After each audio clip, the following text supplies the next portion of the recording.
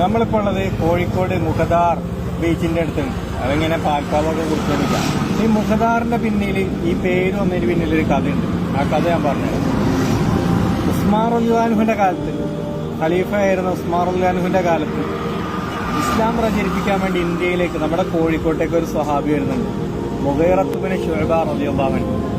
അപ്പൊ അവര് കോഴിക്കോട് വന്ന സമയത്ത് അന്നത്തെ സാമൂതിരി അവരെ നല്ല രീതിയിൽ സ്വീകരിക്കുകയും ആ സാമൂതിരി പിന്നീട് ഇസ്ലാം സ്വീകരിച്ച് അബ്ദുറഹ്മാൻ എന്നുള്ള പേര് സ്വീകരിക്കുന്നുണ്ട്. അപ്പൊ അവര് ഇവിടെ നമ്മൾ ഈ കണ്ണമ്പറമ്പിന്റെ ഒക്കെ മുൻവശത്തായിട്ട് സ്വഹാബിക്ക് ജീവിക്കാൻ വേണ്ടിയിട്ട് നല്ലൊരു വീട് പണിത് കൊടുത്തു, അവർക്കും കൂട്ടർക്കൊക്കെ ജീവിക്കാൻ. അപ്പൊ അങ്ങനെ മുഗീറ ദാർ അഥവാ മുഗീറയുടെ വീടുള്ള സ്ഥലം എന്നുള്ളത് മുഗീറത്ത് ദാറാണ് പിന്നീട് മുഖദാറായി മാറിയത്. മനസ്സിലായോ? അപ്പൊ അതാണ് മുഖദാർ എന്ന സ്ഥലത്തിന്റെ ആ കഥ എന്ന് പറയുന്നത്. ഇനിയിപ്പോ ഈ പേരിനോട് ആർക്കെങ്കിലും വിരോധം ഉണ്ടെങ്കിൽ ഒരു സ്ഥലത്തിന്റെ പേര് മാറ്റുന്നതിന് പകരം ആ വിരോധം അങ്ങോട്ട് മാറ്റാം.